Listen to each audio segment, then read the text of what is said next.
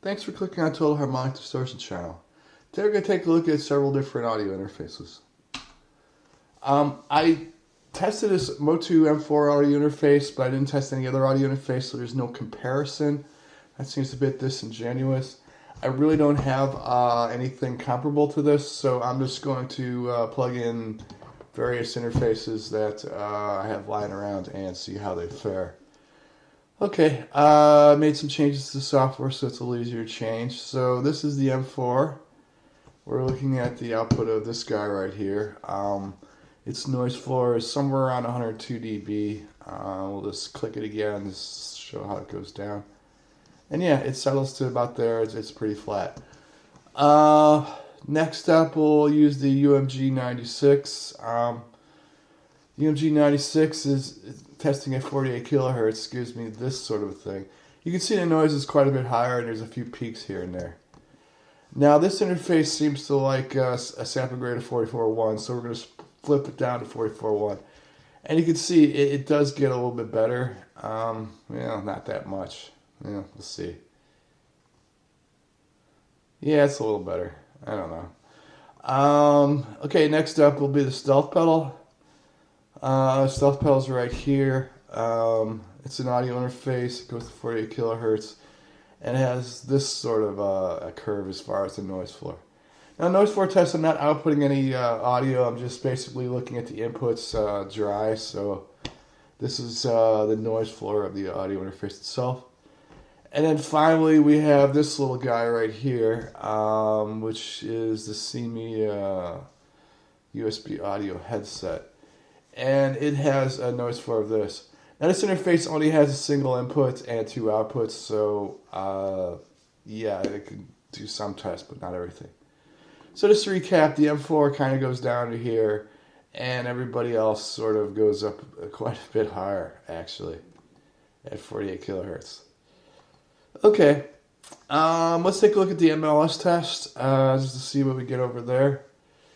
So this is the MLS of this guy right here, and it's somewhat interesting. You can see over here, and we'll drop the volume a little bit because it looks like we're peaking out a little bit. So we're going to drop the volume by 6 dB.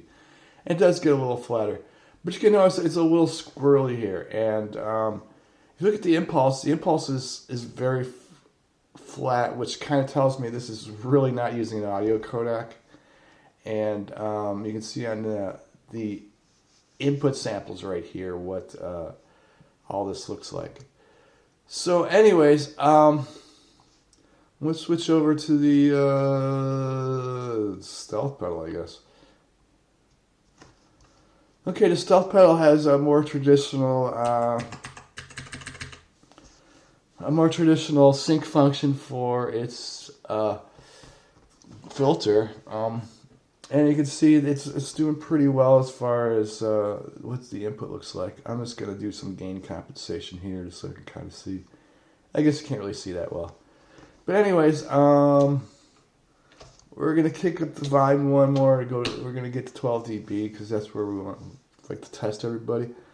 So we have basically a sync is for an impulse function, which designates an FIR half band filter, at least the last one. And this is basically the output of, or this is the input of the audio interface. Purple being is my signal I'm sending out to all the outputs, and green's the input. There's two of them. There's a left channel and a right channel, and they match pretty much totally. Okay, let's switch over to another interface, the UMG 96. Okay, the UMG 96, it has a IR half band filter. It's running pretty flat, and its inputs looking pretty good too. And then finally, let's look at the interface of the M4. The M4 is also IIR kind of half band. So as you can see, most of these interfaces perform pretty well. So let's take a look at the latency. We can measure the latency right here. So right now we're running at 10.1 milliseconds on the M4. So let's switch over to the stealth pedal. The stealth pedal is coming at a 16.7 millisecond latency. Uh, the UGM96 is a 16.6 millisecond latency.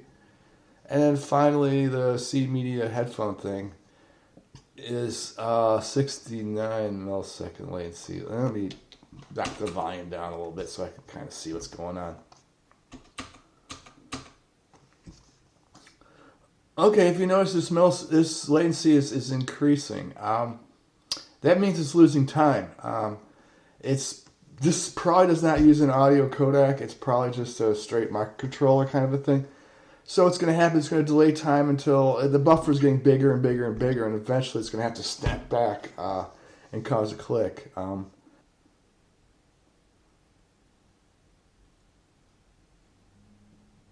69 milliseconds. This is going to all have to be chopped. Oh, there we go. So from 69 milliseconds back to 61 milliseconds. So we just caused a little glitch here because this is not really an audio interface and you really should not use it.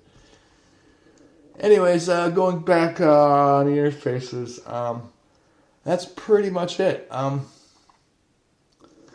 The MOTU M4 compared to these other Motley Crew interfaces performs actually quite well. There's still some issues with this. I noticed some things like if I turn on channels 1 and 2 and drop the volume down a bit,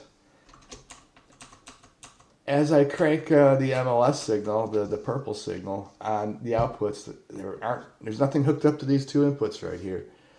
But we're basically seeing some crosstalk from the outputs of 2, 3, 4 into the inputs of 1, 2. It seems to affect mostly channel 1, not so much channel 2.